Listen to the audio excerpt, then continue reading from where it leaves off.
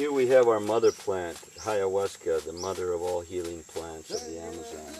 The beautiful thing about Ayahuasca is that it heals us on multiple levels. It heals the body, cleanses the blood, the liver, and the gallbladder. It cleans out the emotional field by allowing us to process our old traumas and liberate ourselves from these things. And it also brings our energy into the third eye and the crown chakra and allows us to experience the celestial realm. And so this also has an opening effect for the other medicinal plants. And when you take ayahuasca, you'll be more receptive to the other plants. That's why when we're healing somebody of cancer or we're healing somebody of chronic disease, we'll first give them ayahuasca, even if it's at a very small dosage, so we can have that spirit present, so that will open the doors for the other plants to come in and have a more vital impact and a more direct impact on whatever we're working on. It also opens up people's spirit so that they're willing to accept healing, because many people have a vested interest in being sick or weak. There's nothing more frightful than being completely well, because then you have to take responsibility for the world around you. And so the ayahuasca not only gives you the ability to heal your body and gives you the vision of what you're destined to do here on the planet, but it also gives you the power to realize that vision. And that's why we use ayahuasca for all sorts of healing situations and for all sorts of teaching situations. There's no system to ayahuasca. Ayahuasca is very anarchistic, but everybody brings their own baggage in with them. There's no doubt about that. And people come in with the idea that perhaps they can be a vital part of the entire community in spite of the fact they don't speak the language. They can also be a very useful element in a healing center that's already professional and full of very well-trained people. And they come in here thinking that they can be 100% healed of the problem within about 2 or 3 weeks. And they have to realize that their problem has developed over 40 years, and it might take at least 40 days and 40 nights to take care of it.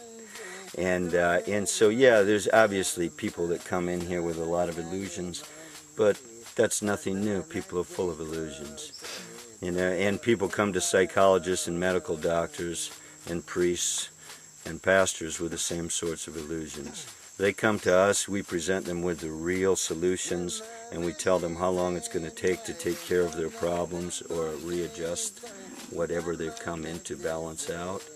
And hopefully, if they're not capable of receiving it and accomplishing that now, it will at least have planted some seeds so that at some point in their life when it gets more drastic, they're capable of coming back and doing it. So we always want to be compassionate and gracious to everybody who comes to us, realizing that we're all basically in the same boat, living on the same planet and dealing with the same problems.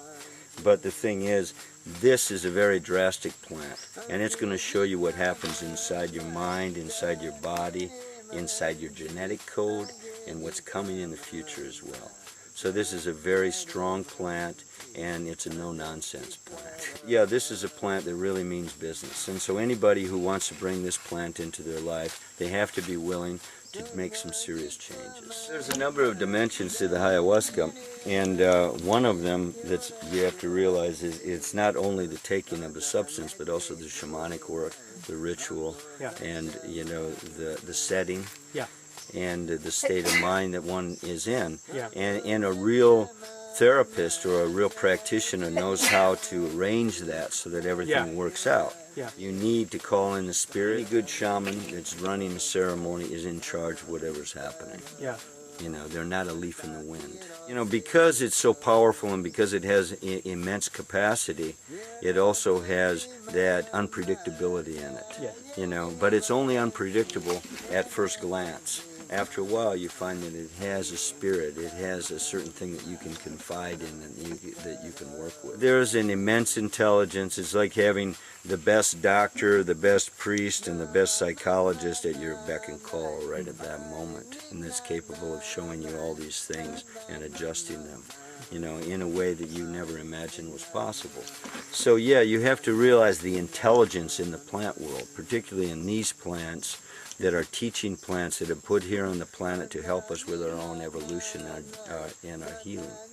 And so, yeah, this is definitely one of those plants, and it has to be approached and treated with a lot of respect. That's why we pay a lot of attention here of giving people good food, keeping them comfortable, allowing them to go through a process of healing and learning, at the same time staying in a good state of equilibrium.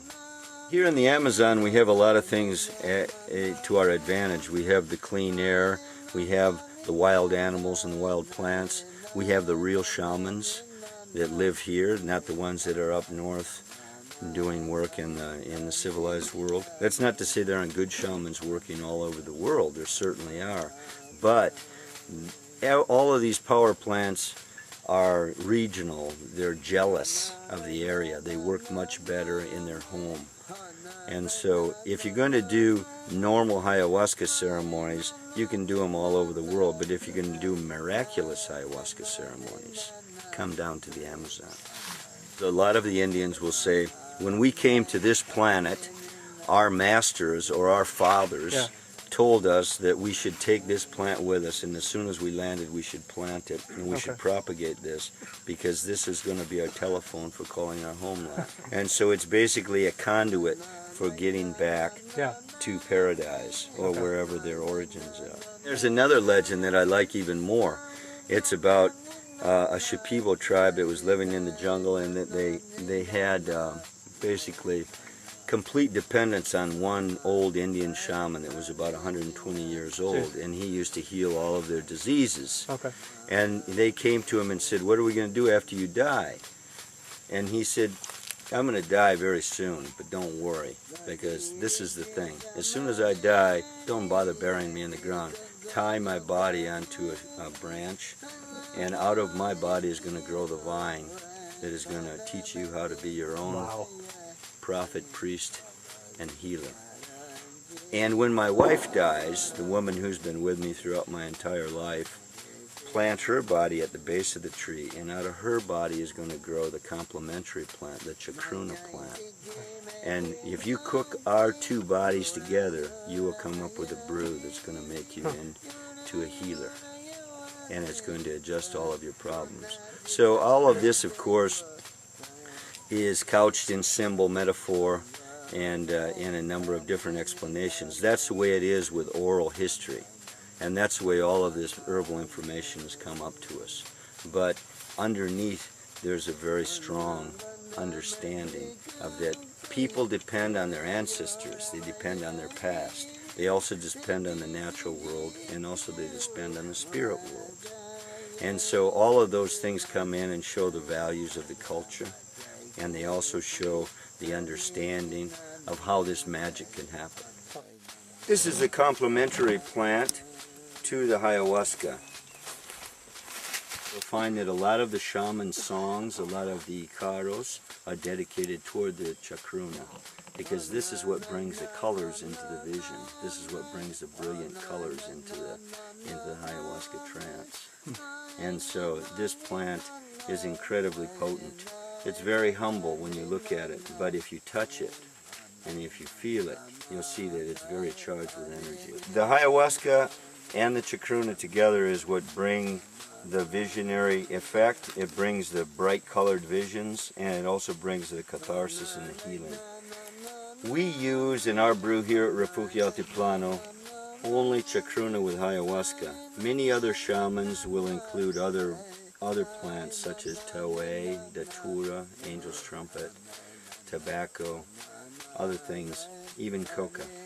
But we use only pure brew of ayahuasca with chacruna because we found that this has the most effective range. And also every time you want to get a little bit deeper or a little bit higher, it's just a question of taking a little more ayahuasca with chacruna. And it works like a charm. And it has no side effects that are detrimental whatsoever. Ayahuasca with chacruna, this particular plant, is a very sacred combination. And that's what I swear by, and that's what I work with. And that has given optimal results for us here for a long time.